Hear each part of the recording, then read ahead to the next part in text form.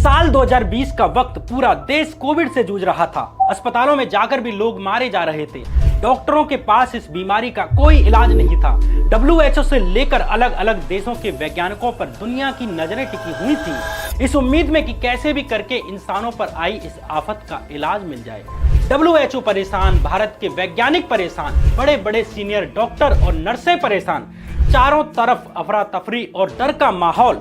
लेकिन इसी बीच योग गुरु बाबा रामदेव प्रकट होते हैं, एक प्रेस कॉन्फ्रेंस बुलाते हैं और दावा करते हैं कि ये भारत के लिए बड़े गर्व की बात है कि बहुत सारी रिसर्च और मेहनत के बाद पतंजलि ने कोरोना का इलाज ढूंढ लिया है। इसके ट्रायल में 100% लोग सही हो रहे हैं। लोग पतंजलि की नई दवाई यानी कोरोनिल खरीदें। भारत में सबसे ज्यादा रिकवरी रेट है, सबसे कम डेथ रेट है और करोड़ों लोग संक्रमित होने के बाद स्वस्थ हुए हैं। अफरा तफरी के इस माहौल में बाबा रामदेव के इस दावे का डॉक्टरों ने विरोध करना शुरू कर दिया। लोग गुमराह ना हो, इसलिए सरकार को भी बीच में आकर कहना पड़ा कि ऐसा कोई डेटा नहीं है जो दिखाता हो कि इससे कोरोना का इलाज हो सकता है। सवाल यह है कि बिना किसी ठोस स्टडी के ही बाबा रामदेव ने कोविड के इलाज का दावा क्यों कर दिया? कैसे झूठ और भ्रामक विज्ञापनों के दम पर बाबा रामदेव ने 40,000 करोड़ की कंपनी खड़ी कर ली? कैसे रामदेव के 1 नहीं, 2 नहीं, 5 नहीं, 10 नहीं बल्कि 29 विज्ञापनों पर भ्रामक और फर्जी होने के आरोप लगते हैं? कैसे रामदेव ने भ्रामक विज्ञापनों से दूसरी कंपनियों को बदनाम किया, उन्हें कैंसर तक फैलाने वाला कहा? फिर कैसे खुद पतंजलि शुद्ध गाय घी के सैंपलों में ही मिलावट निकलती है? कैसे पतंजलि आंवले को ही आर्मी कैंटीनों ने अपने स्टोर से बाहर निकालकर फेंक दिया? क्या वाकई पतंजलि के प्रोडक्ट्स शुद्ध हैं, पूरी तरह से विश्वास करने योग्य हैं, या उनमें भी मिलावट निकलती है? क्या वे भी सब स्टैंडर्ड या कहें कि घटिया निकले? रामदेव की पतंजलि मैगी के पीछे के विवाद की कहानी क्या है? आखिर क्या कारण था कि रामदेव से तंग आकर सुप्रीम कोर्ट को धमकी देनी पड़ती है कि या तो झूठ फैलाना बंद करो या हम 1-1 करोड़ का जुर्माना लगाने को मजबूर होंगे? आखिर कैसे साल 2009 में 163 करोड़ कमाने वाली रामदेव की पतंजलि कंपनी साल 2010 में 317 करोड़, 2011 में 450 करोड़, 2012 में 849 करोड़, 2013 में 1191 करोड़ और 2014 में 2006 करोड़ और 2015 में 5000 करोड़ और साल 2022 आते आते 45,000 करोड़ का रेवेन्यू कमाने वाली कंपनी बन जाती है? कैसे रामदेव और पतंजलि कंपनी ने नितांत भ्रामक विज्ञापनों के दम पर इस देश के लोगों को मूर्ख बनाया, जानेंगे आज के इस एपिसोड में। नमस्कार, मैं श्याम मीरा सिंह। शुरुआत रामदेव की कोरोनिल दवाई से करते हैं। 23 जून 2020 के दिन बाबा रामदेव कोरोनिल दवाई लॉन्च करते हैं और दावा करते हैं कि बड़ी रिसर्च और ट्रायल के बाद उन्होंने कोविड का इलाज ढूंढ लिया है और यह भी कहा कि इसका सक्सेस रेट 100% है, जिसे इस दवाई को 7 दिन बाद पतंजलि के सभी स्टोर से खरीदा जा सकता है। देश के अंदर दुनिया की इतनी बड़ी खोज हो गई, कमाल की बात कि इसका स्वास्थ्य मंत्रालय और आयुष मंत्रालय को भी पता नहीं चलता। सबसे बड़ी बात कि कोविड महामारी से निपटने वाली सरकारी नोडल एजेंसी ICMR को भी कानों कान कोई खबर नहीं लगती। आयुष मंत्रालय ने कहा कि मंत्रालय की अनुमति से कई आयुर्वेदिक दवाओं का कोरोना के इलाज में ट्रायल किया जा रहा है, लेकिन उनमें पतंजलि की दवा शामिल नहीं है।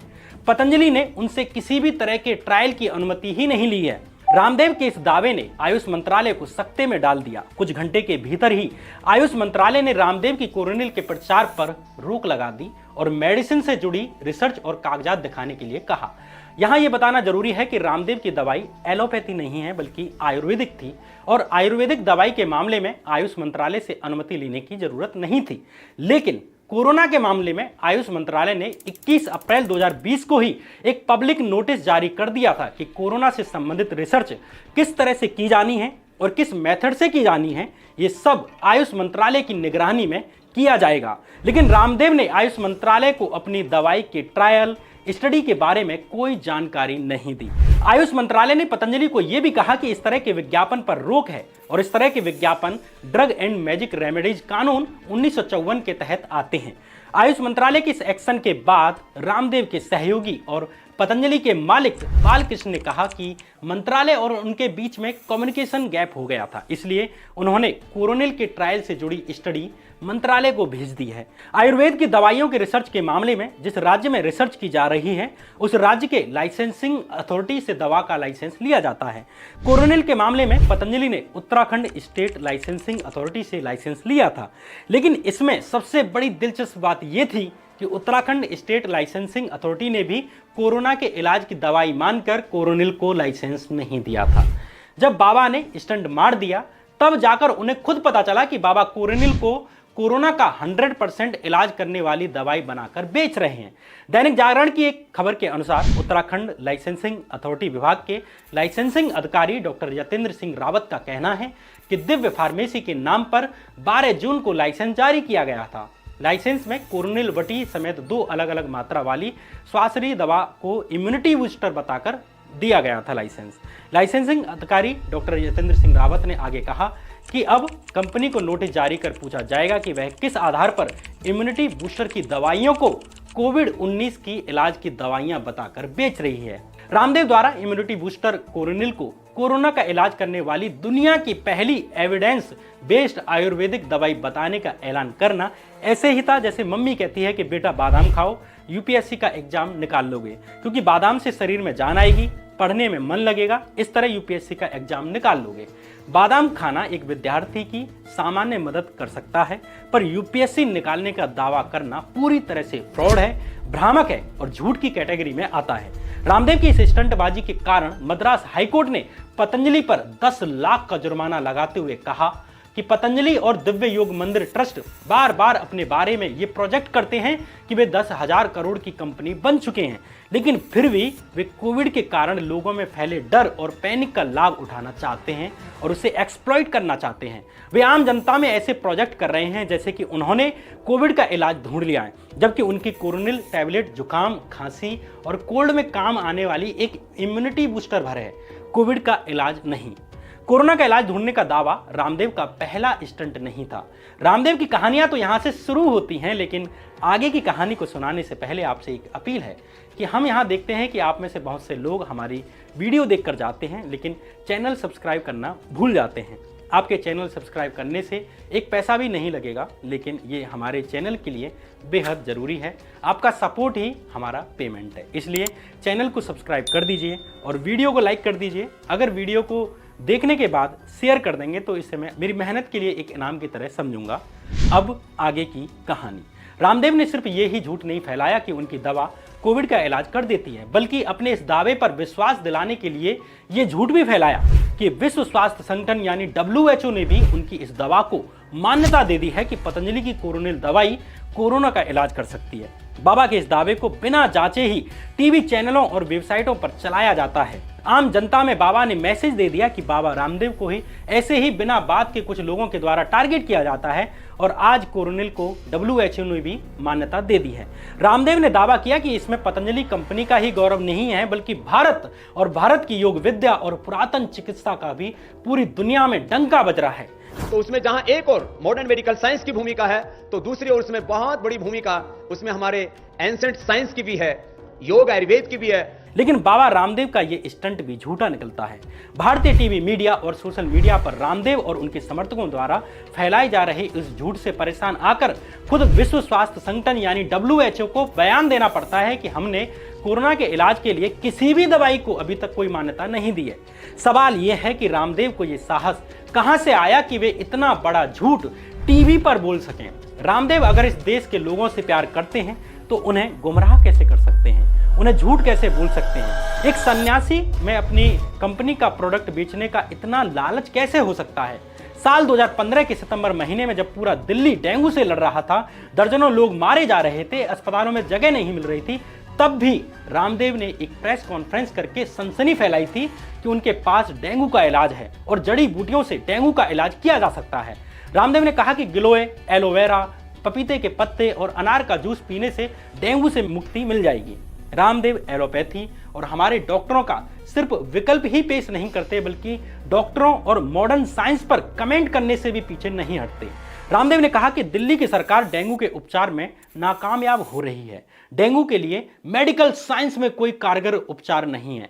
मेडिकल साइंस के ऊपर खुद को खड़ा करते हुए रामदेव ने कहा कि उन्होंने डेंगू, स्वाइन फ्लू, चिकनगुनिया को लेकर लंबा अनुसंधान किया है और उसके बाद ही वैज्ञानिक नतीजों के साथ वो प्रेस कॉन्फ्रेंस कर रहे हैं। प्रॉब्लम ये नहीं है कि रामदेव आयुर्वेद का प्रचार कर रहे हैं, खतरनाक यह है कि उनके प्रभाव में आकर अगर कुछ लोग बिना किसी प्रूफ के, बिना वैज्ञानिकों के रिसर्च के, बिना डॉक्टरों के पास जाने के बजाय अगर अन्य चिकित्सा विकल्पों की तरफ जाएंगे, घर पर ही जड़ी बूटियां लेकर इलाज करने लग जाएंगे, तो मरीजों पर इसके गंभीर परिणाम हो सकते हैं, उनकी जान भी जा सकती है। एलोपैथी हो या आयुर्वेदिक या यूनानी चिकित्सा, जब तक किसी गंभीर बीमारी के इलाज की पूरी स्टडी ना हो, सरकार ने जैसे जांचा ना हो, जब तक सरकार ने इसे मान्यता ना दी हो, तब तक ला इलाज बीमारियों को ठीक करने के ऐसे विज्ञापन घातक साबित हो सकते हैं। रामदेव के बयान के बाद दिल्ली के एम्स अस्पताल ने बयान जारी करते हुए रामदेव के दावों का खंडन किया और कहा कि इस बात के कोई वैज्ञानिक प्रमाण नहीं मिलते हैं कि जड़ी बूटी से डेंगू का इलाज हो सकता है।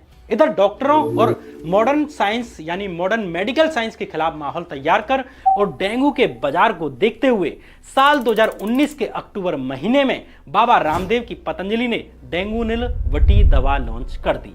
बाबा रामदेव का यह पुराना तरीका है, पहले डॉक्टरों और मेडिकल साइंस पर नकारात्मक कमेंट करना, उन्हें किसी विशेष बीमारी के इलाज में असफल बताना, अमेरिका और यूरोप जैसे पश्चिमी देशों को बेवकूफ बताने के बहाने डॉक्टरों और एलोपैथी चिकित्सा पद्धति के खिलाफ माहौल बनाना और फिर आयुर्वेद और प्राचीन भारत की चिकित्सा की अति प्रशंसा कर देना, जड़ी बूटियों के नाम बताना और फिर अपनी एक दवा लॉन्च कर देना।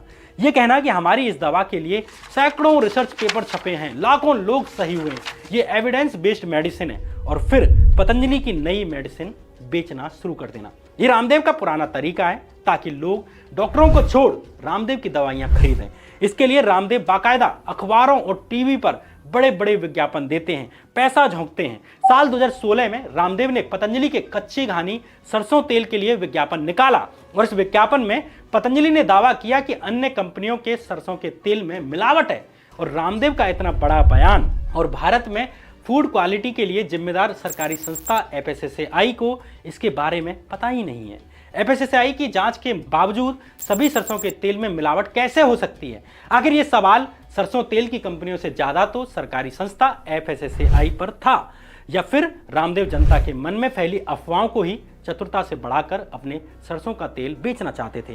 रामदेव ने अपने विज्ञापनों में कहा कि अमेरिकी संस्थान NCBI के अनुसार अन्य कंपनियों के सरसों के तेलों में पाया जाने वाला हेक्सेन सॉल्वेंट कार्सिनोजेनिक है, यानी कैंसर जन्य है, यानी इससे कैंसर हो सकता है। विज्ञापन में यह भी दावा किया जाता है कि अधिकतर रिफाइंड ऑयल और सरसों के तेल neurotoxin hexane solvent extraction process से बनाए जा रहे हैं, लेकिन पतंजलि के कच्ची घानी सरसों तेल में किसी भी प्रकार के केमिकल का उपयोग नहीं किया गया।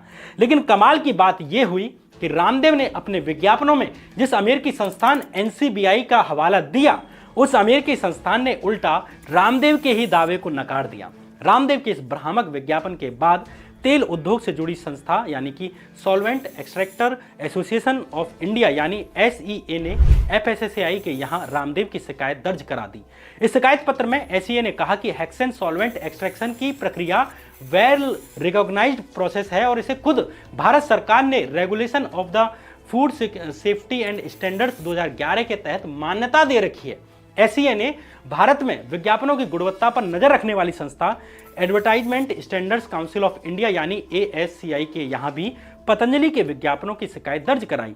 इसके बदले ASCI ने कहा कि विज्ञापनों में मिनरल ऑयल को कैंसर करने योग्य बताना झूठा और भ्रामक है। इसमें भी इंटरेस्टिंग बात यह रही कि जो रामदेव अन्य कंपनियों के सरसों के तेल को मिलावटी बता रहे थे और अपने सरसों के तेल को शुद्ध बता रहे थे, उसी पतंजलि के तेल के 5 सैंपल में से 5 के 5 फेल निकलते हैं। इंडिया टुडे वेबसाइट की जून 2021 की एक खबर के अनुसार राजस्थान के अलवर स्थित food safety and standards authority laboratory में पतंजलि के सरसों के तेल के 5 सैंपल सब स्टैंडर्ड लेवल के पाए गए, यानी घटिया किस्म के पाए गए। पतंजलि के केश कांति तेल के मामले में भी यही पैटर्न देखने को मिलता है। इकोनॉमिक टाइम्स अखबार की एक खबर के अनुसार विज्ञापनों पर नजर रखने वाली एजेंसी ASCI ने पतंजलि केश कांति तेल के विज्ञापन को मिसलीडिंग यानी गुमराह करने वाला पाया है। ASCI के अनुसार अपने विज्ञापन में जो क्लेम पतंजलि कंपनी ने किए हैं उसे साबित करने के लिए पतंजलि कंपनी के पास कोई सबूत नहीं है। कंपनी जो दावा करती है कि इनका प्रोडक्ट केश कांति, दोमुही बालों, सफेद बालों और बाल झड़ने की समस्या का इलाज कर सकता है, इसके कंपनी के पास क्लिनिकल एविडेंस ही नहीं है। इसमें भी इंटरेस्टिंग बात यह रही कि पतंजलि केश कांति ने नेचुरल हेयर ऑयल के विज्ञापन में यह दावा किया कि अन्य कंपनियों की ब्रांड मिनरल ऑयल यूज करती हैं जिससे कैंसर होने के चांसेस होते हैं। ASCI ने पतंजलि के इस दावे को भी भ्रामक और झूठा पाया। अब आप समझ रहे होंगे कि यह एक आध विज्ञापन की बात है, एक आध गलती तो हो ही जाती है, लेकिन ऐसा नहीं है। एक बार नहीं, 2 बार नहीं, 5 बार और 10 बार नहीं, बल्कि रामदेव के 29 विज्ञापनों पर भ्रामक और गलत जानकारी देने के आरोप लगते हैं। केरल के प्रसिद्ध डॉक्टर KB बाबू ने केरलाज ड्रग्स कंट्रोल डिपार्टमेंट में रामदेव के 29 ऐसे विज्ञापनों की शिकायत दर्ज कराई जो जनता को मिसलीड करते हैं, सच्ची जानकारी नहीं देते। दरअसल रामदेव के ऐसे विज्ञापन देखे गए हैं जिनमें रामदेव ने हाई ब्लड प्रेशर और डायबिटीज जैसी बीमारियों को भी सही करने का दावा किया है, जबकि drugs and magic remedies act 1954 यानी DMR एक्ट के तहत हाई ब्लड प्रेशर और डायबिटीज जैसी लाइलाज बीमारियों समेत अन्य कुछ विशेष बीमारियों के इलाज से जुड़े विज्ञापनों पर रोक लगा रखी है। इस एक्ट के अनुसार कोई भी कंपनी या व्यक्ति इन कुछ विशेष बीमारियों को ठीक करने का फर्जी विज्ञापन नहीं चला सकता जब तक कि सरकार के पास ये अप्रूव ना हो जाए। रामदेव के फर्जी विज्ञापनों को दर्ज कराने वाले डॉक्टर KB बाबू ने टेलीग्राफ को बताया कि मेरी शिकायत को 18 महीने बीत जाने के बाद भी ना तो केंद्र सरकार के आयुष मंत्रालय ने और ना उत्तराखंड सरकार ने रामदेव के मिसलीडिंग एड्स को रोकने का प्रयास किया। इस कारण मुझे केरल ड्रग्स डिपार्टमेंट में फ्रेश शिकायत दर्ज करानी पड़ी। डॉक्टर KB बाबू की शिकायत और DMR एक्ट के तहत कुछ विशेष बीमारियों को ठीक करने वाले विज्ञापनों पर रोक लगाने के पीछे लॉजिक यह है कि इन बीमारियों से जूझने वाले लोग दरअसल इलाज के लिए परेशान हो चुके होते हैं। इसका चूंकि इलाज नहीं है तो वे इसलिए डॉक्टरों से हारने थकने के बाद वे अन्य विकल्प भी तलाशने लगते हैं और कई बार तो तांत्रिकों और नीम हकीमों के पास भी पहुंच जाते हैं या झोला छाप डॉक्टरों के पास भी पहुंच जाते हैं।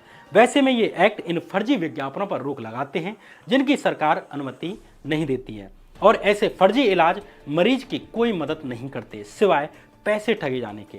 लेकिन सवाल यह है कि जिन बीमारियों का इलाज मेडिकल साइंस नहीं ढूंढ सकी, वैज्ञानिक नहीं ढूंढ सके, आखिर रामदेव उन बीमारियों के इलाज के भ्रामक विज्ञापनों के माध्यम से अपने ही देश के लोगों को मूर्ख क्यों बना रहे हैं? कौन लोग ठगे जाएंगे? रामदेव के मॉडर्न मेडिसिन सिस्टम के खिलाफ विज्ञापनों के कारण डॉक्टरों की संस्था इंडियन मेडिकल एसोसिएशन यानी IMA ने रामदेव के खिलाफ सुप्रीम कोर्ट में याचिका दायर की। IMA की याचिका पर सुनवाई करते हुए सुप्रीम कोर्ट ने रामदेव को फटकार लगाते हुए कहा कि अगर रामदेव आगे भी भ्रामक विज्ञापन देते रहेंगे तो हम उन पर ऐसे हर विज्ञापन के लिए 1-1 करोड़ रुपए का जुर्माना लगाने को मजबूर होंगे। हालांकि वर्तमान सरकार से अच्छे संबंध होने के कारण रामदेव पर कोई कार्रवाई नहीं होती। इससे पहले साल 2015 में भी रामदेव ने एक स्टंट किया था। साल 2014 में यूपी सरकार के एक फूड इंस्पेक्टर संजय सिंह एक रूटीन रेड के लिए निकलते हैं। इस दौरान एक दुकान पर रखी मैगी की पैकेट पर उनकी नज़र पड़ती है जिस पर लिखा था नो एडेड MSG यानी मोनोसोडियम यानी ग्लूटामेट। खाने पीने की चीज़ों में MSG का इस्तेमाल स्वाद बढ़ाने के लिए किया जाता है। संजय सिंह ने मैगी का एक पैकेट उठाया और गोरखपुर स्थित सरकारी लैब में टेस्ट के लिए भेज दिया।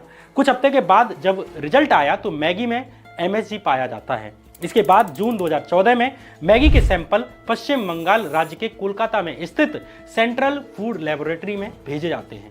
ठीक करीब 1 साल के बाद अप्रैल 2015 में कोलकाता की लैब के रिजल्ट आ जाते हैं। रिजल्ट में आता है कि मैगी बनाने वाली नेस्ले कंपनी जितने MSG का दावा करती है, मैगी में उसके 1000 गुना MSG पाई गई है। इस खबर ने मैगी बनाने वाली कंपनी नेस्ले को बैकफुट पर ला दिया। 5 जून 2015 के दिन भारत में फूड क्वालिटी पर नियंत्रण रखने वाली केंद्रीय संस्था यानी FSSAI ने पूरे भारत में मैगी पर बैन लगा दिया और नेस्ले से मार्केट में से अपनी मैगी की सभी के सभी पैकेट निकालने के लिए कहा। सरकार ने नेस्ले के खिलाफ अनुचित व्यापार व्यवहार में संलिप्त होने, गलत लेबलिंग लगाने और मैगी नूडल्स के संबंध में भ्रामक विज्ञापन दिखाने के कारण 640 करोड़ रुपए हर्जाने का मुकदमा दर्ज करा दिया। मैगी की अनुपस्थिति में मौके का फायदा उठाते हुए नवंबर 2015 में बाबा रामदेव ने पतंजलि नूडल्स लॉन्च कर दी। पतंजलि नूडल्स के 70 ग्राम के एक पैकेट की कीमत रखी जाती है 15 रुपए, लेकिन रामदेव के इस स्टंट ने भारत में फूड क्वालिटी पर नियंत्रण रखने वाली सरकारी संस्था FSSAI को एक बार फिर चौंका दिया। एफएसएसआई ने कहा कि बाबा रामदेव ने हमसे मैगी की अनुमति ही नहीं ली है। इसमें भी इंटरेस्टिंग बात यह कि इधर एफएसएसआई कह रही है कि हमसे तो लाइसेंस ही नहीं लिया गया है, उधर रामदेव के पतंजलि नूडल्स पर बाकायदा एफएसएसआई का लाइसेंस नंबर भी छापा हुआ था। इस पर एफएसएसआई के चेयरपर्सन आशीष बहुगुणा ने बयान दिया कि जिस प्रोडक्ट को अप्रूव ही नहीं किया गया है उसे लाइसेंस नंबर कैसे मिल सकता है। राज्य सरकार किसी भी प्रोडक्ट के लिए मैन्युफैक्चरिंग लाइसेंस देती है, लेकिन इसके लिए जरूरी अप्रूवल एफएसएसआई के द्वारा ही दिया जाता है। लेकिन जब पतंजलि आटा नूडल्स को अप्रूव ही नहीं किया गया तो लाइसेंस नंबर कैसे मिल गया? मैं नहीं जानता कि लाइसेंस कैसे मिला। रामदेव ने जो कोरोनिल मेडिसिन के मामले में किया, लगभग वही पैटर्न मैगी मामले में भी देखा जा सकता था। इसे लापरवाही कहें कि या खुद पर विश्वास कि अपन जो चाहें कर सकते हैं। सरकार अपनी है, राज भी अपना है और अपनी जनता भी मूर्ख है। मैगी पर कार्रवाई हो सकती है पर हम पर नहीं हो सकती। लेकिन कोलकाता की जिस लैब ने नेस्ले की मैगी को फेल माना, उसने रामदेव की भी पोल खोल दी। कोलकाता की सेंट्रल फूड लैब ने डिक्लेयर किया कि पतंजलि का फेमस आंवला जूस पीने के योग्य ही नहीं है, वो कंजप्शन के एकदम अनफिट है। सबसे बड़ी बात यह कि पतंजलि का ये आंवला जूस प्रोडक्ट ही था जिसने बाजार में पतंजलि कंपनी को पहचान दिलाई। लेकिन वही आंवला जूस सरकारी फूड लैब में पीने के योग्य नहीं माना जाता, अनफिट पाया जाता है। अप्रैल 3, 2017 में आर्मी के जवानों से जुड़ी the defence canteen stores department ने भी पतंजलि के आंवला जूस को अनफिट घोषित करते हुए देश भर के अपने 3900 से भी अधिक स्टोर्स में पतंजलि आंवला जूस पर बैन लगा दिया था। बाबा रामदेव का आंवला का जूस ही पीने के लिए अनफिट नहीं पाया जाता, बल्कि पतंजलि प्योर गाय घी के सैंपल भी फेल पाए जाते हैं। अक्टूबर 2021 में उत्तराखंड के टेहरी जिले में एक दुकान से रामदेव के पतंजलि गाय घी का सैंपल लिया गया। जब राज्य सरकार की लैब में इस सैंपल को जांच के लिए भेजा गया तो पतंजलि प्योर गाय घी में न केवल मिलावट मिलती है बल्कि इसे स्वास्थ्य के लिए हानिकारक भी पाया जाता है। भारत समाचार टीवी वेबसाइट के अनुसार जब स्टेट की लैब में भी पतंजलि घी में मिलावट पाई गई तो इसके बाद फिर से केंद्रीय प्रयोगशाला में भी सैंपल के लिए भेजा गया, लेकिन केंद्रीय प्रयोगशाला में भी बाबा रामदेव की पतंजलि ब्रांड का गाय के घी के सैंपल फेल पाए जाते हैं। टाइम्स ऑफ इंडिया अखबार के अनुसार district safety officer Mahimanand Joshi ने कहा कि जब हमने राज्य सरकार की लैब के लिए पतंजलि गाय घी का सैंपल भेजा तो वे टेस्ट में फेल हो गए। इसके बाद हमने पतंजलि को नोटिस भेजा, लेकिन उन्होंने स्वीकार करने से ही इनकार कर दिया और किसी दूसरी लैब में एक दूसरा टेस्ट लेने के लिए कहा। उनकी रिक्वेस्ट पर हमने केंद्र सरकार की लैब में एक दूसरा सैंपल भेजा, लेकिन इस बार भी पतंजलि गाय का घी टेस्ट में फेल हो जाता है और मानकों पर खरा नहीं उतरता। जब पतंजलि का घी उसमें मिलावट पाई जाती है तो बाबा रामदेव ने जवाब देते हुए कहा कि ये पतंजलि के घी को बदनाम करने की साजिश है। कमाल की बात यह है कि रामदेव के भारत स्वाभिमान नामक यूट्यूब चैनल ने एक फर्जी फैक्ट चेक वीडियो बनाकर कहा कि ये तो वामपंथियों और देशद्रोहियों की साजिश है। वे देश को आगे बढ़ते हुए नहीं देखना चाहते। ये तब हाल है जब केंद्र और राज्य दोनों में कथित देशभक्त सरकार है। ये कोई पहली बार नहीं है जब अपनी कमियों पर पर्दा डालने के लिए पतंजलि ग्रुप ने काल्पनिक वामपंथियों और देशद्रोहियों का नाम लिया हो और उन्हें जिम्मेदार ठहराया हो। हिंदुस्तान टाइम्स अखबार की साल 2017 की एक खबर के अनुसार एक आरटीआई में पता चला कि प्रेगनेंसी में समस्या आने के लिए दी जाने वाली पतंजलि की शिवलिंगी बीज दवाई भी क्वालिटी स्टैंडर्ड में फेल पाई जाती हैं और इसमें 38% मिलावट पाई जाती है। इस खबर पर भी बाबा रामदेव के परम सहयोगी बालकृष्ण ने पलटवार करते हुए कहा कि शिवलिंगी बीज प्राकृतिक बीजों से बनी हुई है, इसमें मिलावट कैसे हो सकती है। इसके आगे बालकृष्ण ने कहा कि ये पतंजलि की छवि खराब करने की साजिश है। दिसंबर 2016 की द वायर वेबसाइट की एक खबर के अनुसार पतंजलि के सरसों के तेल, नमक, पाइनएप्पल जैम, बेसन और शहद भी रुद्रपुर की सरकारी लैब के क्वालिटी टेस्ट में फेल पाए जाते हैं। इसके बाद उत्तराखंड के डिस्ट्रिक्ट फूड सेफ्टी डिपार्टमेंट ने रामदेव के खिलाफ केस फाइल कर दिया। इस केस में साल 2016 में हरिद्वार की लोकल कोर्ट ने मिस ब्रांडिंग और मिसलीडिंग एडवर्टीजमेंट के कारण पतंजलि पर यानी बाबा रामदेव पर 11 लाख का फाइन लगा दिया। ऐसे बहुत से केस हैं जिन्हें समय की पाबंदी के चलते इस वीडियो में डिस्कस नहीं किया जा रहा, लेकिन एक पैटर्न रामदेव की बातों में साफ देखा जा सकता है कि डॉक्टरों को बदनाम करो, मॉडर्न साइंस के खिलाफ माहौल बनाओ, लोगों को भारतीयता और प्राचीनता का झूठा गौरव भरो और फिर अपनी पतंजलि का प्रोडक्ट सामने कर दो कि इसे खरीदो, इससे देश बचेगा। लेकिन असली सवाल यह है कि आखिर कैसे हरियाणा के एक सामान्य से गांव से, एक सामान्य से परिवार से आने वाले रामदेव ने 45,000 करोड़ की कंपनी खड़ी कर ली। आखिर कैसे साल 2009 में 63 करोड़ कमाने वाली रामदेव की पतंजलि कंपनी और साल 2010 में 317 करोड़ कमाने वाली, 2011 में 450, 2012 में 849 और 2013 में 1191 करोड़ और 2014 में 2006 करोड़, 2015 में 5000 करोड़ और साल 2022 आते आते 45,000 करोड़ रेवेन्यू कमाने वाली कंपनी कैसे बन जाती? पतंजलि कंपनी की हिस्ट्री क्या है? रामदेव और उनके गुरु से संबंधित कहानी के पीछे की सच्चाई क्या है? इन तमाम सवालों के जवाब जानेंगे अगले एपिसोड में। अगर आपको लगता है कि ये वीडियो आपके दोस्तों तक पहुंचनी चाहिए तो वीडियो को शेयर करने में कंजूसी मत करिए। वीडियो को लाइक कर दीजिए और चैनल को सब्सक्राइब करके अपना सपोर्ट हमें दीजिए ताकि हम ऐसी और भी वीडियो ला सकें। रामदेव और इस वीडियो